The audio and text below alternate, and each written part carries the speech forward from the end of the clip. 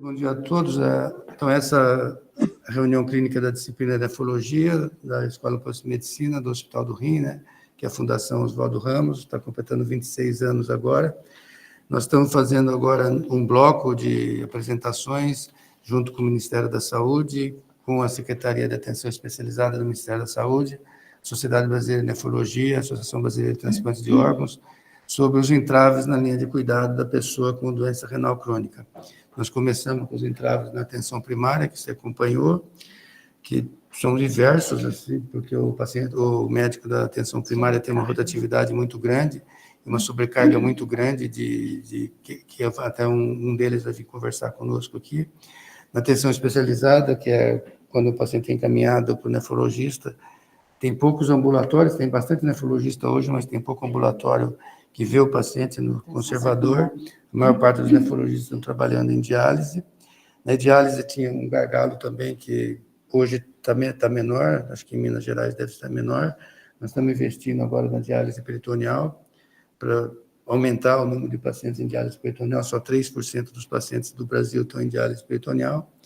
E depois tem a questão do encaminhamento desses pacientes, desde o cuidado pré-dialítico até o dialítico, quando já está em diálise, para o transplante renal, que é esse o assunto que nós convidamos a doutora Elad, é o primeiro da área do bloco de transplantes, doutora Elad Sanders Pinheiro. Nós somos colegas há muitos anos, a Elad fez doutorado aqui na Escola de Medicina e fez pós-doc na nefrologia na Universidade de Basel, na Suíça. Oi? E eu fui orientador da Elad, e ela é professora titular da disciplina de nefrologia na Universidade Federal de Juiz de Fora, chefe do Serviço de Transplante Renal do Hospital Universitário da Universidade Federal de Juiz de Fora. E a Elad, ela trabalha bastante com a questão de aderência do paciente à medicação no pós-transplante, que é uma questão essencial para nós, que ainda nossa está muito relativamente frágil. Eu queria te agradecer e parabenizar mais uma vez pela sua história, pela sua dedicação e por toda a contribuição que você dá aqui para o serviço nosso aqui. Muito obrigado, Elad, muito obrigado mesmo. Um prazer tê-lo aqui. Eu que agradeço, professor. E agradeço assim, a oportunidade de voltar ao lugar que eu considero a minha casa, né? Eu venho aqui, eu encontro pessoas antigas e pessoas jovens, né? E é muito gratificante a gente ver o quanto que a questão, o assunto transplante aqui é tão pungente, acho que não só para mim, mas como para todos. Então, para mim, é um grande prazer estar aqui hoje.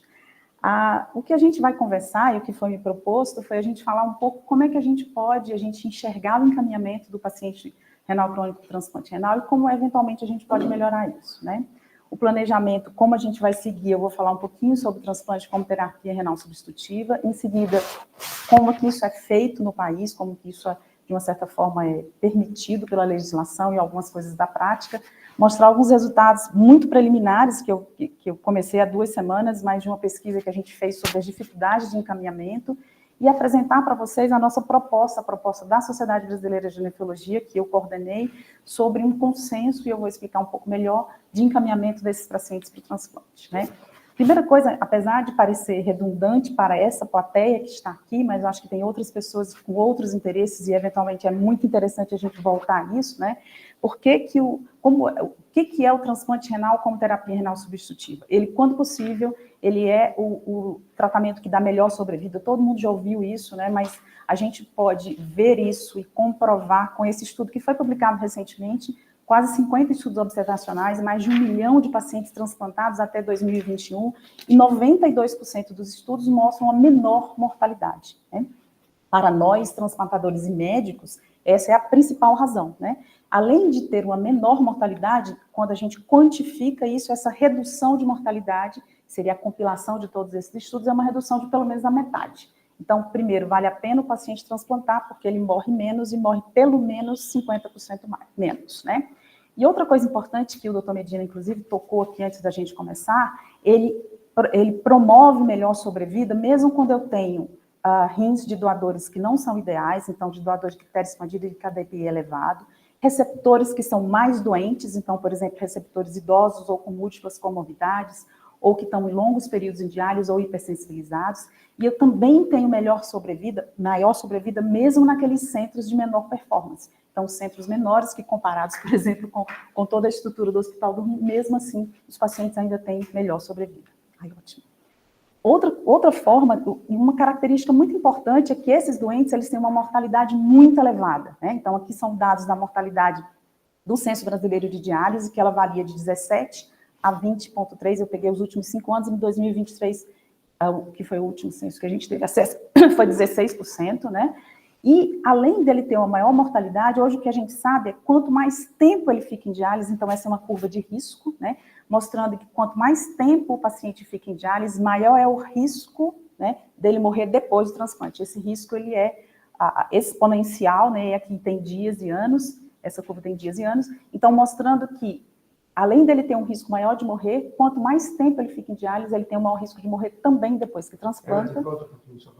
E outra coisa importante é que ele é o mesmo gráfico, além dele ter uma mortalidade maior, né, depois que esses pacientes transplantam, quanto mais tempo ele fica em diálise, acho que talvez esse seja um dado, mesmo que antigo, professor, que possa continuar ainda muito importante, aumenta o risco de perda após o transplante. Então, portanto, em relação à mortalidade, eu acho que, apesar de ter algumas discussões recentes, ainda é um dado importante para a gente considerar.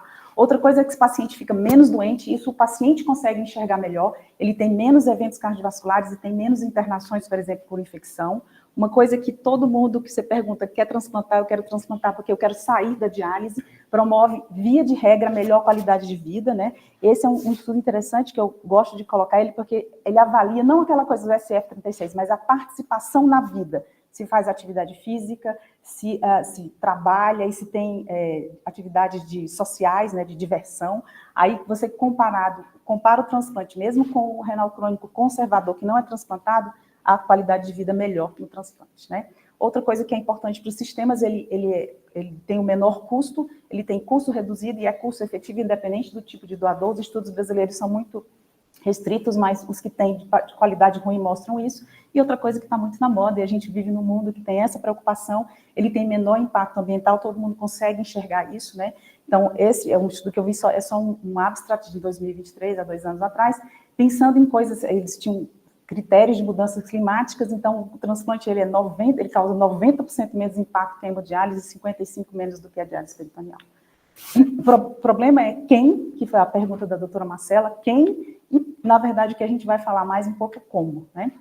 Lembrando como é que o paciente, qual o caminho que ele faz, esse slide é da doutora Tainá Sandes, lá do Ceará, e qual o caminho que ele faz até ser transplantado. Então, primeiro ele tem que ser diagnosticado, depois ele tem que ter um adequado manejo, posteriormente ele tem, caso necessite, acesso à diálise. Em diálise, ou um pouquinho antes, ele precisa ser encaminhado para o transplante, ele vai ser avaliado, né, e listado, em seguida ele precisa ser mantido em lista, até que finalmente ele possa ter um órgão disponível para ele ser transplantado. E nós vamos hoje falar de um dos pontos críticos desse caminho, que é o encaminhamento, né? A primeira coisa que eu queria falar, e foi tocado aqui antes, né, que para ele sair do ponto 1 para o ponto 2, né, esse é um ponto crítico, né? E esse é um ponto que só vai existir se quem toma conta deste paciente antes de encaminhar esse paciente, né? Posteriormente, ele vai ser avaliado clinicamente, posteriormente ele pode ser inscrito ou não na lista de espera. Nesse momento, aparentemente, os principais atores é o serviço de transplante, mas a gente vai ver que é necessário que o serviço onde esse paciente está colabore conosco, né? E, finalmente, ele vai ser transplantado, e aí o transplantador é mais importante, mas para que isso tudo aconteça, né, com certeza existe a necessidade de colaboração e cooperação entre esses dois mundos, digamos assim. Muito bem. Olhando qual é a situação brasileira, né, se você você busca na literatura, não é um dado fácil de se encontrar, né, qual é a percentagem de pacientes daqueles que seriam potencialmente elegíveis que de fato estão listados, né? Isso varia imensamente, né, de 24% a 55%, né? Mas tem um número mágico ali que todo mundo imagina que pelo menos 1/3 dos pacientes em diálise eles seriam transplantáveis, né? Se a gente tentar fazer uma conta, e essa é uma conta grosseira, né, do ponto de vista epidemiológico, com certeza ela está errada, mas uma forma da gente saber qual seria a percentagem de pacientes listados no Brasil. Então, eu peguei o último censo brasileiro publicado, que é o de 2023, tinha 157 mil, estimados 157 mil pacientes, e peguei o Registro Brasileiro de Transplante de 2023, que dizia que no final do ano havia 32 mil pacientes em lista de espera. Isso daria em torno de 20%. Então, mesmo teoricamente, estaria abaixo do que a gente vê de evidência e também estaria abaixo daquele número mágico de 1/3 dos pacientes inscritos, né? E ainda assim, quando a gente olha onde estão esses pacientes, então aqui me desculpe que é um gráfico de muito pequenininho, mas é mais para a gente olhar e ver a discrepância, a gente vê então aqui separado por regiões do Brasil, né? A gente vê que tem regiões em que existe um número muito pequeno de pacientes inscritos, a região sudeste e a região sul, veja, é só número, não é por população, por milhão de habitantes, né? A gente vê que existe uma discrepância muito grande entre os números, entre os pacientes que de fato estão naqueles 20% ali. Então, tem lugar que vai ser mais do que 20% e tem lugar que vai ser muito menos, vai ser 0, né? E essa variabilidade, ela é tão grande, ela pode ser exemplificada, por exemplo, que na lista de São Paulo tem mais de 50% dos pacientes inscritos, né? E a gente tem pelo menos 5 estados que não tem nenhum paciente inscrito, tá? Então, mostrando que, além de ser baixa essa percentagem de inscrição, ela é desigual, né? Outra forma da gente imaginar onde está o problema veio desse estudo, e na verdade foi esse estudo que me motivou a tomar algumas atitudes que culminaram, não só a mim, né, mas dos resultados que a gente está vendo hoje. Esse trabalho que foi orientado pela Tainá lá em Fortaleza, né, que ela viu que no Ceará a percentagem de pacientes listados era só 13%, né? E aí eles, então, visitaram 11 centros de diálise na cidade de Fortaleza e avaliaram pacientes que pelo quem viu o paciente, tinha condição clínica nesse período de 2018 a 2019, e o que eles viram foi o seguinte, né, que daqueles pacientes teoricamente, clinicamente elegíveis, veja, só pela avaliação clínica inicial, 50% não estava listado, né? Era um número grande de pessoas, né? E o grande resultado e a grande questão, professor, de que eles não estavam listados era por causa da vulnerabilidade social. Eles tinham baixa escolaridade e renda. Quando a gente olha, assim, a principal razão que os pacientes, veja, foram os pacientes que foram entrevistados. Por que o senhor não está listado? Via que eles viam antes o paciente, viam que ele, teoricamente, ele poderia ser um paciente que poderia ser encaminhado, né? E aí perguntava ao paciente, por que o senhor não está listado? Aí, a principal resposta, tem o medo do transplante, né? Então, eles não tinham sido informados, talvez tivessem sido informados, pelo menos uma metade, talvez mudasse de ideia. E também porque eles tinham dificuldade de fazer tudo que era preciso para ser listado. E quando a gente olha, basicamente, aí vem a questão social, né? Alguns deles tinham mais tempo de diálise, alguns tinham renda baixa, e a maioria mulheres, infelizmente, né? Mostrando que, para essa questão, né, talvez a educação do paciente, um suporte social maior dos centros e uma parceria maior entre os centros de diálise e transplante, principalmente em relação aos exames, pudesse ser uma forma de abordar essa questão. Muito bem. Mas quem poderia ser, de fato, encaminhado, né? Então, vamos olhar para o que hoje a gente tem de legislação. Então, eu posso inscrever pacientes, tá, que estão em diálise, então, portanto, tem menos do que 10 ml sintomas e, por isso, estão em terapia renal substitutiva. Posso transplantar quem não está em diálise, então, seria o transplante pré-empitivo. Quem tem, mesmo não estando em diálise, como o Dr. Medina deu o exemplo inicialmente, aqueles que têm uma taxa de filtração glomerular menor do que 10, e aí você pode decidir se ele está ou não sem sintoma, mas assim, para transplante doador falecido, menor do que 10, né? E eu posso, quem tem uma taxa de filtração glomerular tá um pouco maior, 15, né? Que são aqueles pacientes que têm mais prejuízo da síndrome urêmica, que têm uma evolução pior, que são as crianças. Então eu posso inscrever, listar crianças com uma taxa de filtração menor do que 15, os pacientes com doença renal diabética, e se o paciente tiver um doador vivo, eu posso começar a estudá-lo previamente, né, e transplantar a hora que eu achar que clinicamente está indicado. Lembrando que essa portaria, como eu falei inicialmente, ela é de 2017, né, ela está atualmente em revisão, então, eventualmente, né, a gente não pode falar sobre isso aqui, não pode publicizar isso, mas ela está em revisão e é provável que alguma dessas determinações possam mudar, tá? Muito bem. Mas, se eu pego um indivíduo que tem condições clínicas, né, por que ele não é encaminhado? Por que ele não vai, por que ele não chega lá, né? Então, tem algumas coisas que são relacionadas ao paciente, tem algumas coisas que são relacionadas a quem cuida dele e ao sistema onde ele está, né? E se a gente puder chamar a atenção, eu gostaria de chamar a atenção, como o doutor Medina falou, existe evidência, não nossa aqui, né? Mas em relação à condição socioeconômica desse paciente e também como esse paciente, qual é a atitude dele em relação ao tratamento, né? Mas o que nós vamos abordar mais aqui é isso. Óbvio que a gente pode abordar preventivamente, já que a gente vê esse paciente tão frequentemente, né? Mas o que eu vou abordar aqui, que talvez seja mais teoricamente mais fácil, né? Mas são as condições relacionadas a quem cuida desse doente e ao sistema que cuida desse doente, né? Em que esse doente, ele é cuidado. Então, uma das coisas que a gente imaginava que era muito importante era que eles eram encaminhados de forma inadequada. A gente sempre pensa, eu penso sempre que tem gente, como a Tainá viu, que tem gente que pode ser encaminhada e não está sendo encaminhado, né? Que as pessoas que tratam não conhecem o que pode, o que não pode, ou o que poderia ou não poderia, né?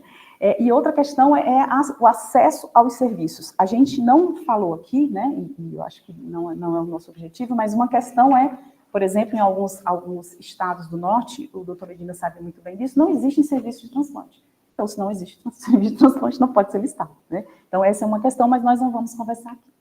Muito bem. E isso é o que eu enxergo, né? Que eventualmente pode ser mais fácil da gente intervir. Muito bem. Pensando nisso, né, é que eu fui coordenadora do departamento de transplante na gestão anterior e agora fui reconduzida, não fui reeleita, né? A gente discutiu isso internamente e pensou em medidas em que a gente pudesse, como sociedade, tentar modificar, contribuir para que a gente pudesse mudar de alguma forma essa situação.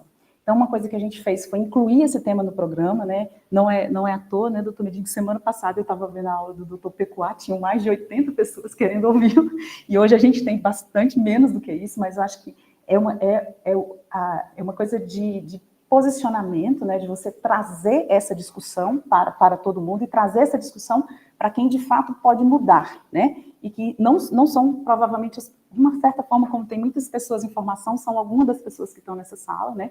Mas é para o nefrologista que não é transplantador. Então, incluir isso dentro das programações, ela foi incluída tanto no Congresso Brasileiro de Nefrologia, como semana passada eu recebi a confirmação de que eu vou ter o prazer de falar sobre isso no Congresso Brasileiro de Transplante, né?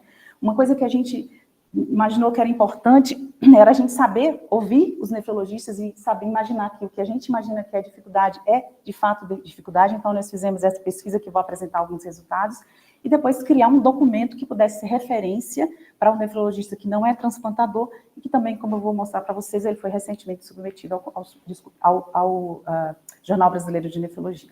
Então, essa pesquisa, o objetivo dela, a gente ver quem é esse nefrologista e também ver quem é o centro, e a gente ia buscar o conhecimento que eles têm sobre o encaminhamento, principalmente as indicações e as contraindicações, e o processo de encaminhamento para a gente saber se existe alguma dificuldade, isso, claro, que nem sempre a gente consegue, né? Essa pesquisa ela foi feita de julho de 2024, ela acabou recentemente em fevereiro de 2025, ela foi para um questionário virtual que foi encaminhado por e-mail e WhatsApp, e ela foi registrada no CEP, tá? O que a gente encontrou? O único dado que a gente tem de quantos médicos tem no Brasil, que é o do CRM, é uma publicação do CRM de 2022, lá diz que a gente tem 5.500 nefrologistas, tá? Desses 5.500, nós conseguimos 256 respostas, que ser mais ou menos 5%, isso para uma survey, uma pesquisa nacional, é muito razoável, né? Outra coisa que é razoável, quando a gente olha a distribuição das respostas, né, nós tivemos um cuidado muito grande de intensificar as respostas, onde a gente precisava ter respostas, então a gente viu a percentagem de nefrologistas para cada estado, e se tinha pouco, a gente insistia naquele estado, se tinha muito, a gente já não insistia tanto, né? E o que a gente viu na distribuição é que, infelizmente, o estado que foi subrepresentado foi São Paulo, porque tem nefrologistas pra caramba, né? Então tem 50, apesar de ter 40 respostas, tem 50% menos do que devia ter, e o Pará, que teve 3% mais, porque são 12 ao invés de 4, tá? Muito bem.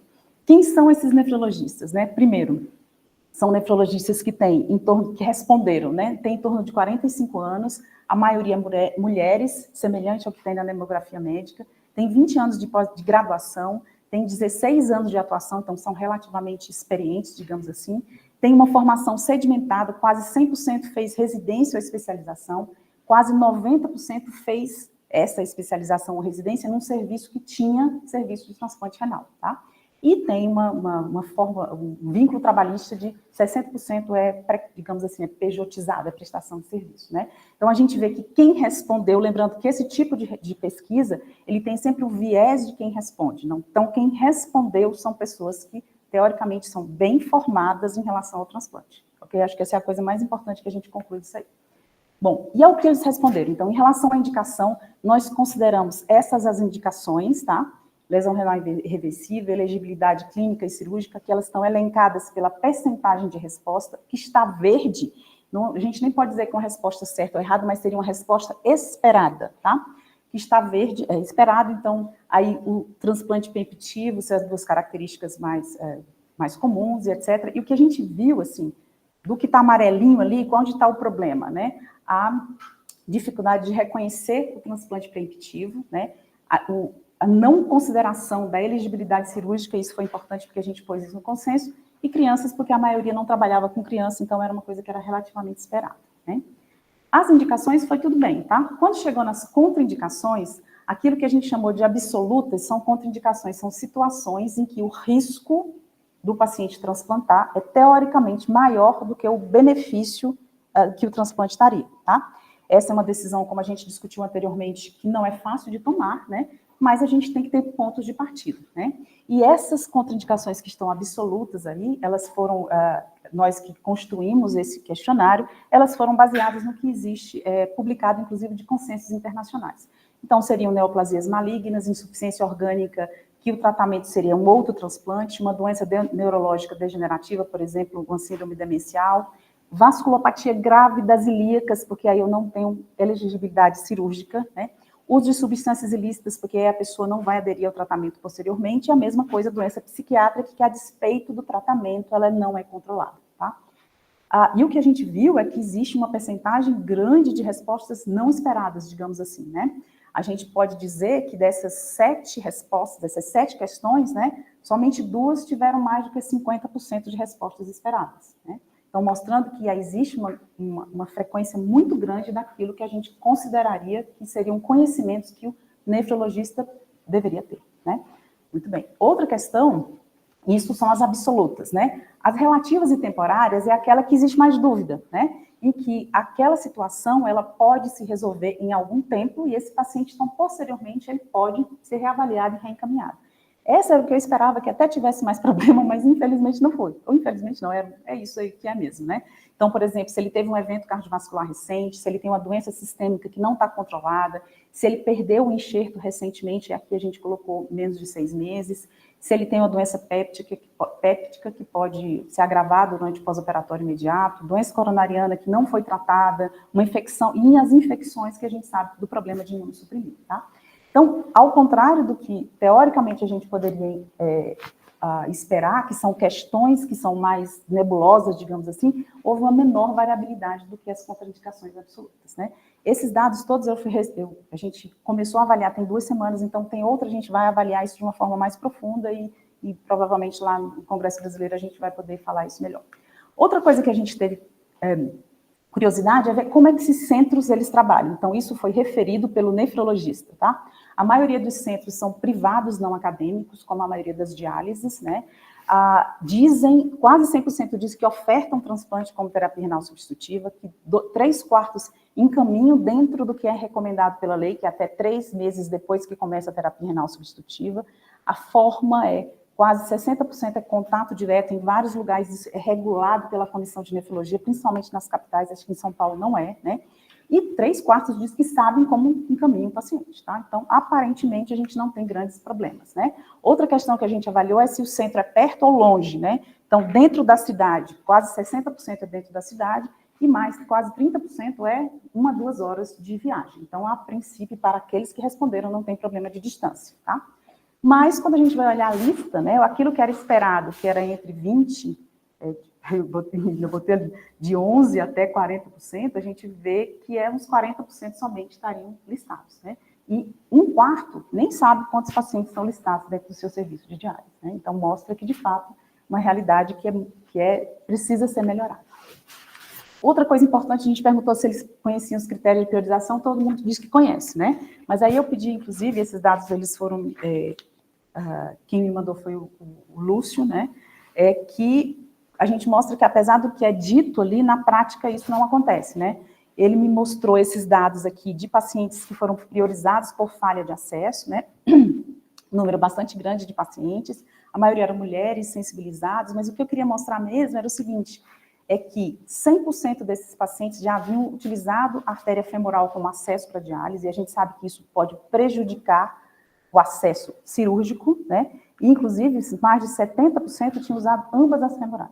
Então, pode ser que por conta da questão de acesso e por conta da dificuldade da gente encaminhar esse paciente mais precocemente, eles podem perder elegibilidade cirúrgica. Muito bem.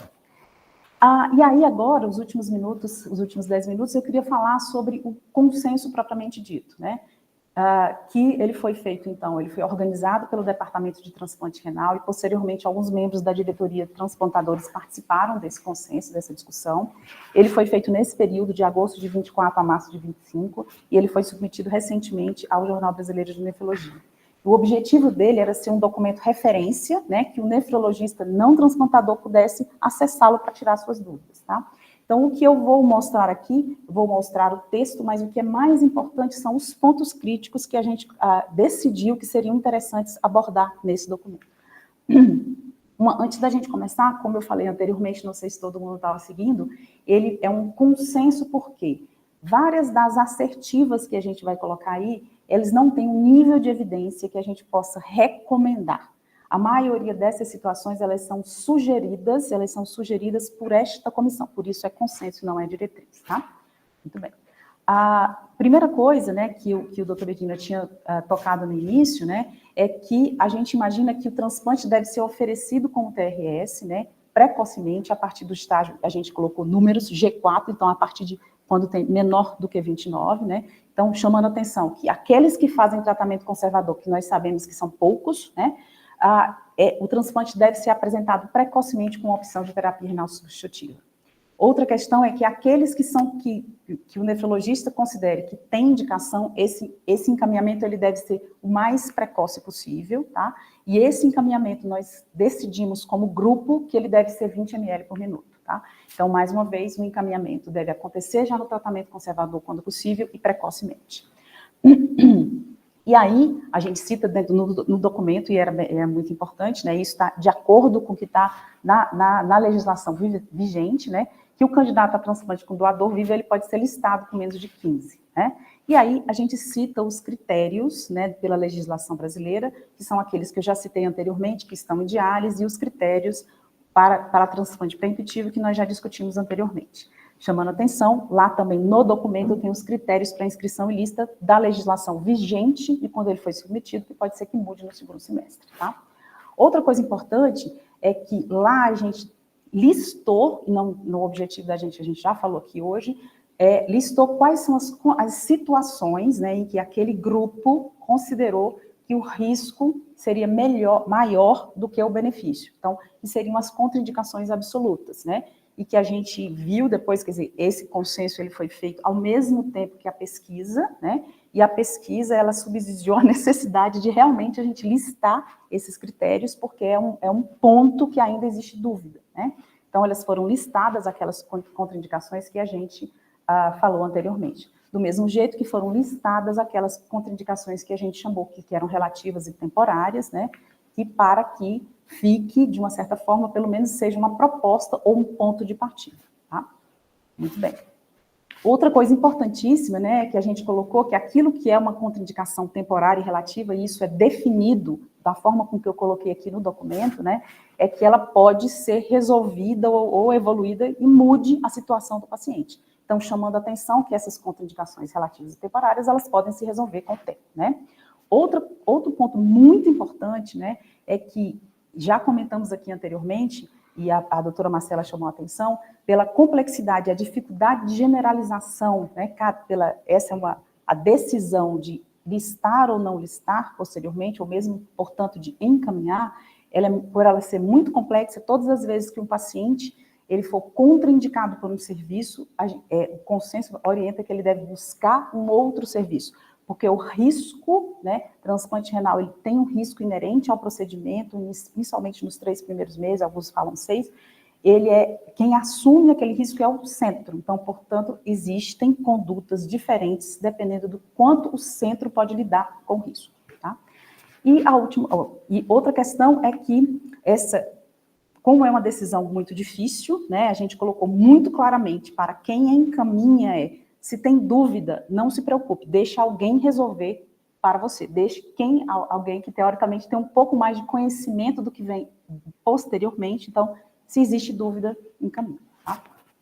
Outros dois últimos pontos que a gente tocou, e eu não vou entrar em detalhes, mas o grupo considerou que era muito importante, era chamar a atenção de qual é a participação do centro depois que o paciente é listado, né? Muitas vezes, o paciente é listado e o centro imagina, não, isso aí está para transplante, mas ele não sabe como é que ele pode ajudar, tratar melhor esse paciente depois que ele é listado.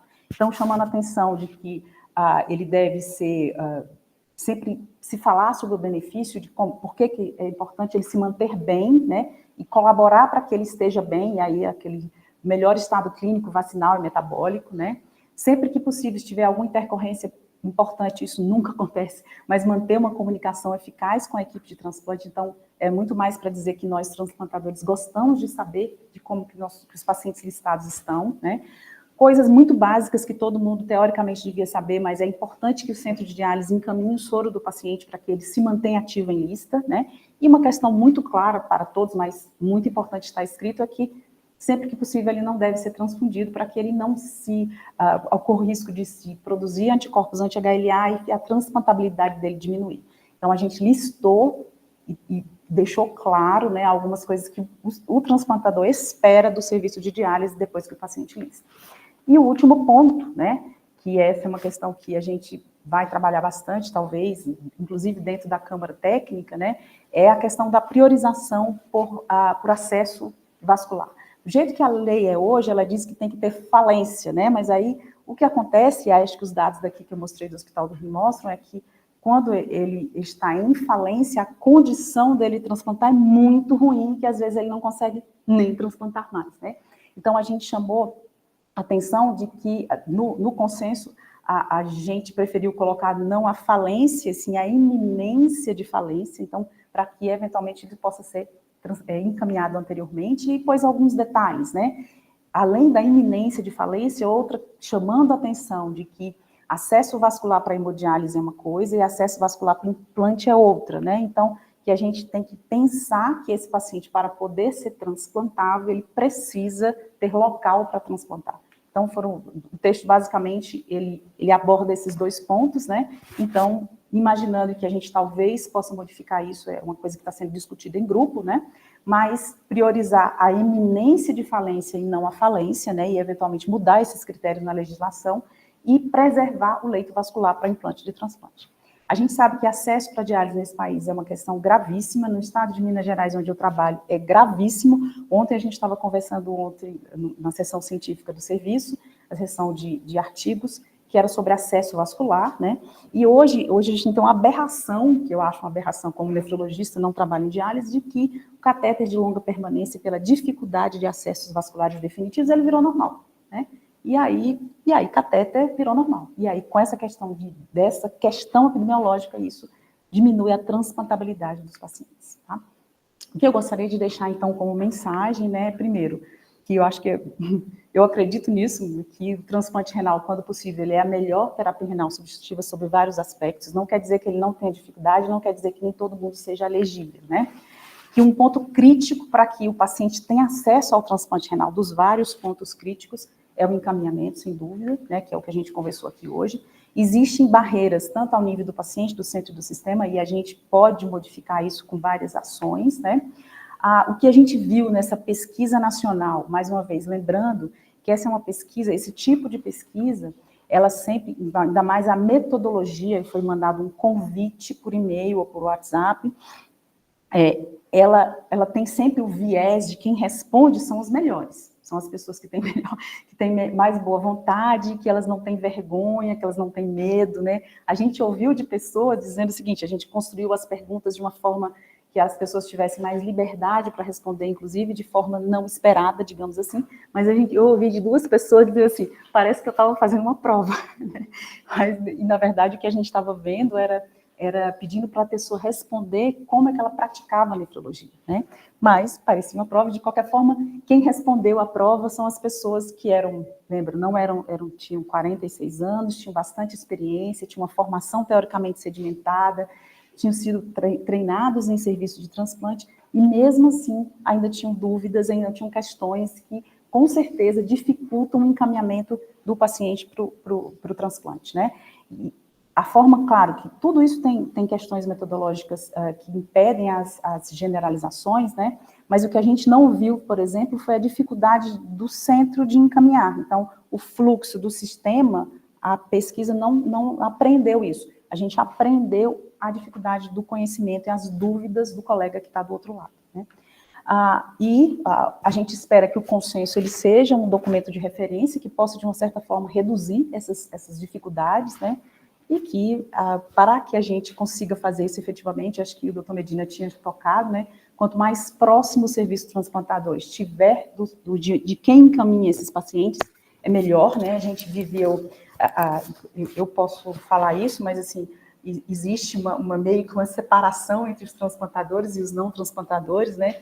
Porque é até uma coisa meio, não sei se preconceituosa, mas assim, que o transplantador, como se ele vivesse num castelo, eles fossem pessoas que se consideram muito mais importantes, etc., e que eu acho que essa é uma das razões, eu não acredito nisso, mas acho que essa é uma das razões, a necessidade de aproximação para que, de fato, mais pacientes possam ser encaminhados, inscritos e possam ter o benefício do tratamento, né? Eu queria, para finalizar, agradecer as pessoas que trabalham comigo, e ali, como alunos, eu tenho a doutora Cristiane Nogueira, que fez essa mesma survey no estado de Minas Gerais, né? E os outros 4 são alunos de iniciação científica, e agradecer ao Departamento de Transplante, que foi dessa gestão que eu era diretora e suplente ao doutor Modelli, especialmente ao doutor Luiz Ulisses, que participou mais ativamente comigo na pesquisa, e aqueles são os membros da diretoria da SBN que participaram do consenso. E, para finalizar, vou pedir a permissão para fazer 2 convites, um para o Congresso Mineiro de Nefrologia, que é agora no mês de maio, e no segundo semestre, o Congresso Brasileiro de Transplantes. Era isso, professor.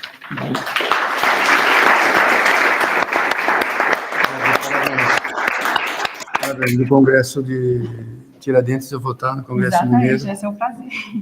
Você é a moderadora da sua mesa. Antes de passar para a doutora Patrícia, que é coordenadora do Sistema Nacional de Transplante, eu queria chamar a doutora Alice. Alice, vem cá, Alice, por favor. Alice deu o primeiro plantão do Hospital do Rim, quando ele começou, foi a Alice que deu, o segundo acho que foi a Savina. A primeira semana eu também estava de plantão, né, professor? Aqui, quando o Hospital do Rim começou. E a doutora Alice fez mestrado, doutorado, fez estágio na Bélgica, e agora criou família, e agora está se aposentando. Essa semana ela parou, e nós queremos manifestar assim, a nossa gratidão, né? Eu não estou falando em meu nome, estou falando em nome de toda a Fundação Oswaldo Ramos, pela sua dedicação assim, no decorrer desses 25 anos. Você passou pela enfermaria, pelo ambulatório, e tinha um número grande de pacientes que dedicam o atendimento deles a você. Eu queria que você falasse, mas muito obrigado mesmo, em nome de toda a Fundação. Muito obrigada. Eu queria agradecer muito todos esses anos que eu passei aqui. Quando eu me formei da Santa Casa e vim fazer um mestrado aqui na Universidade Federal, eu logo no início assim, já me aproximei muito da questão do transplante, né? Da questão do tratamento do renal crônico e guiado por esse setor de imunologia e transplante renal. E quem me orientou, eu entrei para o mestrado, e a ideia inicial do meu mestrado foi do professor Medina, em transfusão de sangue doador específico. Naquela época, né, a gente fez esse trabalho que foi retrospectivo, mas a importância disso foi que, apesar de ser retrospectivo e eu ter tido muito cuidado com análise estatística, a gente teve pelo menos a gente não podia ter evidência, mas tinha uma sugestão de que a transfusão não era benéfica. Isso, para mim, foi gratificante saber que a gente tinha um embasamento para parar de fazer transfusão pré-transplante dos pacientes. Aí veio a ciclosporina, nessa época, gente, estou falando disso de muito tempo atrás, aí começou o uso da ciclosporina de uma forma, né, como a gente usa o tacrolimus hoje, e eu me lembro que o coordenador, eu tenho muita gratidão ao professor Dr. Medina e ao professor Oswaldo Ramos. Ele era o coordenador na época da pós-graduação. Eu me lembro que ele reunia todo mundo numa sala assim, eram reuniões periódicas. E não era, ele não dava medo. Medo a gente sentia da secretária dele. Eu tinha medo dele. Gente, eu tinha muito respeito por ele, porque ele fazia umas reuniões clínicas que eram assim exemplares, ele tinha um conhecimento clínico fantástico. E ele reunia a gente, não era para... A gente sentia um pouco da cobrança do período que a gente tinha que terminar uma pós, mas era para ajudar. Ele tocava no assunto, o que estava atrapalhando o teu projeto, teu projeto. Então, sempre foi nesse sentido de ajudar a gente. Então, eu tenho, assim, essa lembrança. E eu naquela época, o doutoramento aqui, na área de transplante, era mais difícil. Eu queria sair e fazer era um só pós experimental. Eu fora. fiz experimental, porque só podia experimentar. Aí eu consegui ser aceita na Bélgica, né? E o doutor Oswaldo, eu toda semana lá, doutor Oswaldo, eu quero ir, ele, tá bom, você vai fazer um social, tá bom. Eu agradeço ele de ter confiado em mim, ter me apostado, eu fui fazer o doutoramento lá, terminei o doutorado com 7 publicações indexadas, voltei, e aí eu fui convidada pelo doutor Medina para trabalhar aqui no Hospital do Rim, onde eu tive, assim, a minha realização profissional, assim. E, mais tarde, quando eu soube que o meu orientador da Bélgica ele se tornou o reitor da Universidade da KU Leuven. E, quando ele foi se aposentar, me convidaram para uma festa de encerramento da carreira dele. Eu fui, passei 5 dias lá, e eu fiquei muito contente, porque uma contemporânea minha, na época da pós-graduação lá, ela se tornou chefe da endócrina do hospital, Gastosberg se chamava, e ela me contou que, depois de mim, ela estava lá, naquele momento, com 4 estudantes de pós-graduação brasileiros. E aquilo me deu uma baita satisfação, porque eu senti que talvez aquilo que eu fiz, talvez tivesse aberto a porta para mais gente fazer e trabalhar em pesquisa. Isso... Então, tá bom, parabéns aí, obrigado isso. mais uma vez. Eu queria só passar aqui assim...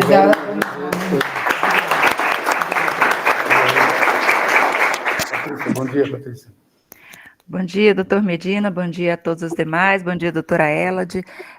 Eu quero parabenizar pela palestra, muito objetiva, muito clara, muito didática, uma das melhores que eu já vi, claro, todas as outras com excelência, mas a sua foi especialmente muito boa.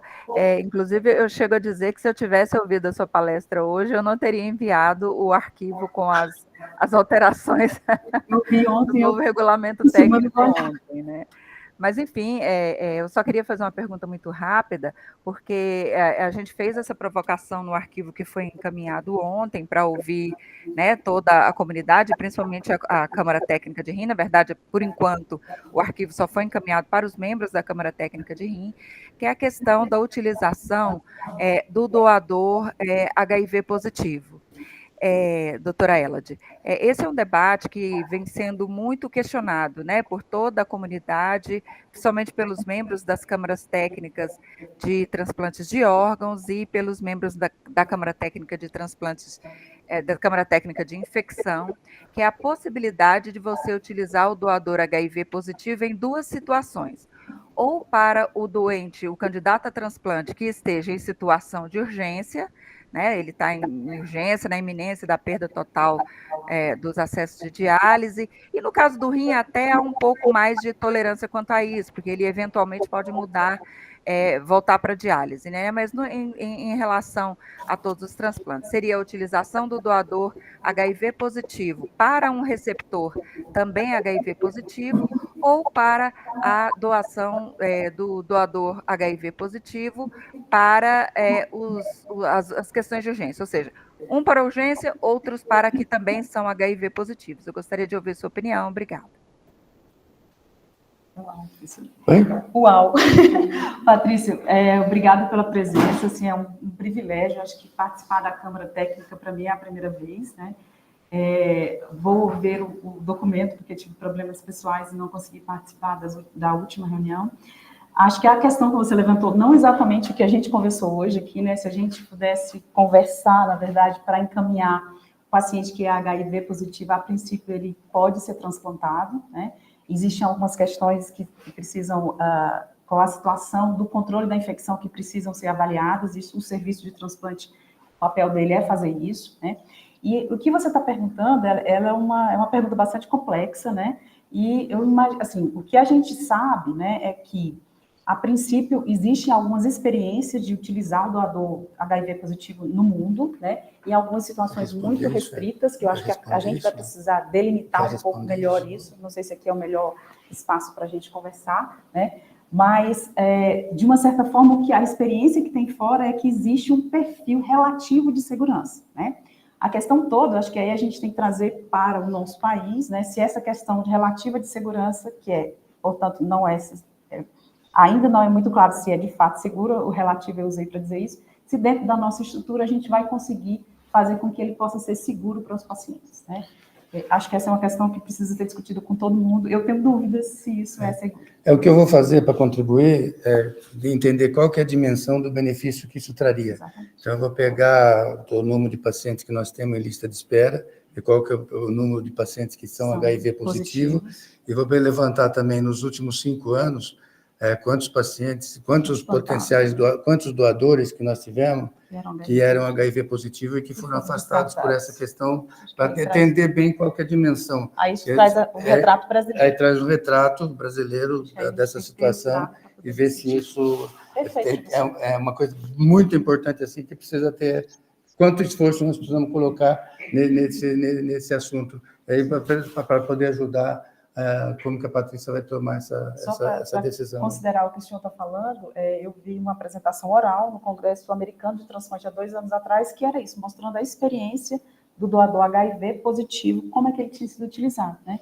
E para eles lá havia um perfil razoável de segurança, mas é dentro de um sistema que é bem diferente do nosso. Esses dados vão ser super importantes para a gente poder tomar uma decisão mais avalizada. Não sei se o Walter queria completar. O Walter tem bastante experiência em transplante e estuda isso no mundo todo. Walter. Parabéns, Geraldinho. Excelente apresentação. Esse assunto, Patrícia, é interessante. Eu não usaria um doador HIV positivo no receptor não HIV positivo por urgência, mas é 1% dos doadores que, em relação aos 99% que não têm HIV. É muito mais fácil tu teres, para uma urgência, um doador não HIV. É quase ganhar uma loteria, tu teres um doador HIV positivo na urgência e não ter um doador HIV negativo.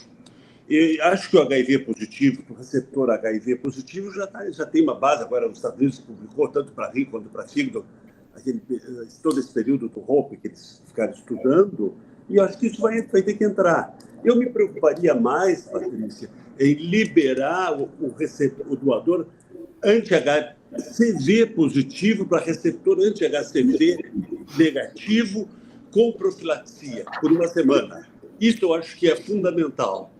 Porque tem 3% a 4%, tem muito mais, e nós estamos perdendo esses rins e outros órgãos que poderiam ser usados, assim como a gente usa CMV positivo para CMV negativo. Fazer uma profilaxia de 1 semana, nem é de 90 dias. Mas eu não, assim, não é uma coisa assim no mundo hoje, o HIV positivo para o HIV negativo. Acho que teria que ter mais subsídio. Eu não colocaria, nesse momento, num regulamento no Brasil. Outra informação importante para a doutora Patrícia também é em relação à priorização, que é o assunto que a Elodie abordou. Eu pedi para a Marcela falar brevemente assim, sobre o cenário dos pacientes que nós estamos priorizando aqui. Nós temos agora mais de 60 pacientes em lista de priorização por falta de acesso. Tem alguns que é impossível ter qualquer acesso vascular, mesmo ortotópico. E tem uma questão que a pessoa normalmente não levanta, é que às vezes o paciente tem um acesso para diálise, mas ele não tem um acesso para anestesia. Para infundir as drogas da anestesia, ou quando ele vai para o pós-operatório na terapia intensiva, ou ele faz diálise ou ele recebe as drogas vasoativas. Então, é bastante complexo. A Marcela pode abordar, que a Marcela que está cuidando disso até vai ser a tese de mestrado dela. Exato. Legal. Obrigada pela aula. Em relação à questão da priorização, aqui a gente tem mudado um pouco a abordagem do paciente no pré-transplante. Como você mesmo havia comentado, a gente acabou se acostumando que o paciente não tem fístula e está dialisando por catéter. Então, uma coisa que a gente mudou e a gente tem questionado mais o paciente por que ele está com catéter, e a gente está conseguindo priorizar o paciente antes. Então, a gente tem percebido algumas diferenças aí dos pacientes que já estavam priorizados em condições de falência completa para acesso, inclusive para o transplante, muitas das vezes. Mas uma coisa que tem tido bastante resultado positivo na nossa prática aqui do pré-transplante foi isso, questionar o paciente por que ele está com catéter, aí ele fala que não tem condição de fístula e a gente já começa... Quantos pacientes tem no nosso listado agora e quantos que nós transplantamos no último ano? Priorizado por falência vascular, a gente transplantou 39, agora o último nesse final de semana, do ano passado, de janeiro do ano passado até agora. E a gente tem cerca de 60 pacientes priorizados agora na lista atual. E é uma coisa que a gente tem se questionado bastante, a gente tem instruído os nossos nefrologistas lá do consultório, do ambulatório, para questionar o porquê do paciente estar com catéter, não está com fístula. Isso tem sido bem melhor, assim, para os nossos resultados. A gente consegue transplantar pacientes muito menos comórbidos, porque geralmente eles ficam mais tempo em fila, já vem com catéter com split cat na femoral, não tem leito vascular, é trombofílico, precisa anticoagular, já infartou. E nós estamos entrando em um programa com a Sociedade Brasileira de Nefrologia, que muitos centros, quando o paciente não tem acesso vascular, ele ainda chegou para a diálise, ainda não tem um acesso definitivo, começa a fazer a diálise por punção femoral. Então, nós estamos fazendo um trabalho junto à Sociedade Brasileira de Nefrologia para que os vasos femorais sejam preservados e que ele seja priorizado quando ele estiver com o acesso na subclávia, porque senão não conseguimos transplantar, porque por alguma razão tem muito mais trombose das femorais do que da subclávia. Acho que essa é foram todos esses dados, né, que fizeram com que esse item, né, priorização por acesso, ele entrasse no consenso, né? Que o que a gente vê é que existem várias realidades muito diferentes no Brasil em relação ao acesso vascular, mas a regra, né, é a dificuldade de ter um serviço de cirurgia vascular que consiga dar vazão e qualidade à necessidade de acesso. O acesso vascular, não precisa nem falar que para quem faz diálise, ele é vital, ele é um dos pontos importantíssimos que influenciam a sobrevida do paciente em diálise, né? E lidar com toda essa dificuldade e essa diversidade de realidades é a realidade de todo mundo, né? E quem precisa ouvir isso, né, é o nefrologista que cuida do paciente. O paciente, às vezes, existe atualmente uma coisa que é uma corruptela, que o paciente ele nunca vai ser fístula, porque ele com catéter, ele esconde o catéter e na femoral. Eu já ouvi de paciente, com catéter na femoral ninguém está vendo. Ele tira o estigma dele estar fazendo diálise, né? Então, existe o paciente, ele pode até optar por dizer, quero ficar com catéter, porque não quero ficar com catéter na jugular, porque não aparece, na femoral é melhor, né? Só que quem, na verdade, de uma certa forma, que oferece o tratamento, direciona o tratamento, é o nefrologista que cuida dele, né? E aí, o que acontece atualmente é que, além dele só ser encaminhado quando ele está priorizado para o além, né? Porque além dele não ter condição de dialisar, ele não tem condição já, pelo tipo de acesso que foi feito, de implantar o enxerto, e como o doutor Medina falou, às vezes não tem acesso para fazer nem anestesia, né? E isso tem também muito a ver dos conceitos que o nefrologista que cuida desse paciente, como também o acesso ao cirurgião vascular para fazer um acesso vascular melhor, a disponibilidade de diálise peritoneal. Então, lá em Juiz de Fora, a gente tem um serviço de diálise peritoneal que está sempre lotado, que não recebe, atualmente não está recebendo mais, porque está precisando de contratar não sei quem. Nem teria condição, mas não consegue mais porque não tem pessoas, né? Dentro dos entraves aqui, o acesso vascular definitivo talvez seja um dos entraves principais. Sem dúvida nenhuma, professor. Então, a nossa contribuição foi mostrar para os nefrologistas, e inclusive a gente quis tentar publicar esse consenso muito precocemente, para que ele fosse utilizado, inclusive, como evidência para fundamentar a decisão na Câmara Técnica de, eventualmente, rever o que é considerado falência de acesso, que a gente colocou iminência de falência, porque, por exemplo, em alguns estados, em Minas Gerais, é assim, eu preciso fazer exames, eu preciso, de uma certa forma, e muito rigoroso, de dizer que aquele paciente não tem mais de jeito nenhum, condição nenhuma de acesso, mesmo que esse acesso para a diálise que possa existir, ele implique na impossibilidade de acesso para o transplante. Por isso que a gente separou isso muito no consenso, que seria uma colaboração. Patrícia, algum comentário sobre essa questão? Não, a pergunta que eu fiz foi mais provocativa, Elad, porque a gente tem sido muito, o SNT tem sido muito assediado para tratar sobre essa questão. Eu sei que essa não é o fórum, foi mais uma provocação. Eu, particularmente, tenho a mesma opinião que o doutor Medina, quer dizer, é a mesma coisa de dizer assim, primeiro a gente precisaria dar um passo atrás e perguntar, a gente precisa utilizar esse doador, né? A gente não precisa. Então, mas enfim, foi uma pergunta mais provocativa. Com relação ao acesso, ao acesso vascular para a realização do rim, é uma preocupação que a CGSNT tem levado para a SEGAI, né? A coordenação da doutora Carmen Moura, que já teve a oportunidade de falar aqui, que é uma questão que nos preocupa bastante, o acesso à fístula, né? A gente tem pacientes aí que aguardam meses e meses e meses dialisando por outros acessos que não a fístula, e, enfim, isso traz todos os prejuízos que a gente já conhece. Então, assim, não tem mais nenhuma consideração a fazer, só tenho a parabenizar. Estou aqui à disposição para ouvir todas as opiniões de vocês no âmbito da Câmara Técnica, que são muito, muito, muito importantes para que a gente possa fazer um regulamento enxuto, que diga realmente o que é preciso dizer e que, claro, traga as inovações que são necessárias. Obrigada e bom restante de dia. A próxima apresentação vai ser na semana que vem, dia 29, dia 6 de maio. E a doutora Patrícia vai estar presente aqui. Ela vai falar sobre o Sistema Nacional de Transplantes e as Centrais Estaduais de Transplantes, como que é essa organização. Nós vamos ter a oportunidade de discutir vários desses aspectos com ela aqui. Mais uma vez, antecipando, Patrícia, obrigado pela sua presença aqui na próxima semana.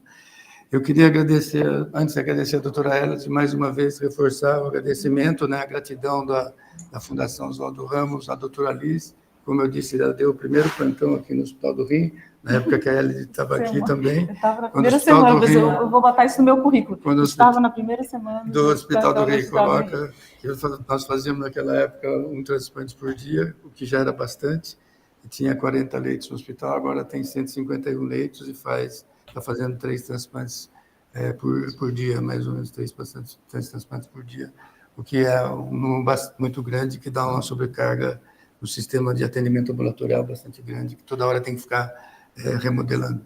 Então, mais uma vez, parabéns aí pelo seu trabalho e muito obrigado. Assim. Obrigado, assim, todos destacaram a forma didática e muito clara como você fez a sua apresentação, que já está tradicional assim, nos congressos brasileiros. Muito obrigado mais uma vez. Eu que agradeço, professor. E assim, acho que fico principalmente agradecida do fato de ter tido a oportunidade de ter saído do Ceará e ter vindo fazer residência, depois pós-graduação, e ter tido a oportunidade de formação em transplante que hoje, e também depois da idade a gente sabe disso, que me dá segurança de exercer essa subespecialidade, digamos assim, ou essa área de atuação da nefrologia com toda a tranquilidade que eu faço, né? E essa é uma tranquilidade que eu acho que tem muita gente jovem aqui, tem outras pessoas que não são transplantadoras, né? Que ontem a gente teve uma sessão também com o Renato falando sobre seleção imunológica, e uma das coisas que eu falei lá é que transplantar, não existe transplante sem risco, né? E risco é uma coisa que a gente não conhece, não sabe o tamanho até que ele aconteça, né? E muitas das coisas, das nossas decisões, elas são decisões para tentar reduzir e minimizar o risco, né? E isso nem sempre é possível. Mas especificamente em relação a essa questão do encaminhamento, eu acho que elas são, da mesma forma que a aderência, né, professora? Eu sou uma pessoa que eu fico tocando em coisas que ninguém gosta de falar, né? Ou que você imagina que existe, mas ninguém gosta de falar. Mas acho que é importante a gente abordar para que ela possa ser equalizada de uma forma mais clara, mais objetiva, sempre pensando em beneficiar os pacientes, né? E esse assunto especificamente, ele trata da relação do centro transplantador, que somos nós que estamos desse lado, com o nefrologista que não é transplantador. Então, aí que chama atenção que, de fato, a gente precisa de muito mais colaboração e proximidade, né?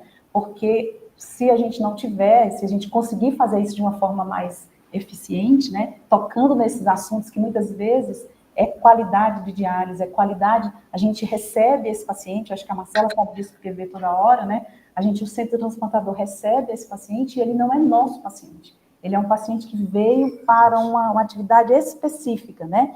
Então, mesmo quando a gente enxerga que, eventualmente, aquele doente pode não estar sendo conduzido da melhor forma para o transplante, você vai dizer, sugiro que se faça isso, porque para o transplante isto é melhor, ou é necessário, né? É isso que a gente faz. Então, a gente vive a angústia, né, de como esses doentes, eles são tratados fora do lugar onde a gente está, né? E muitas vezes está fora da nossa alçada resolver aquele problema, né?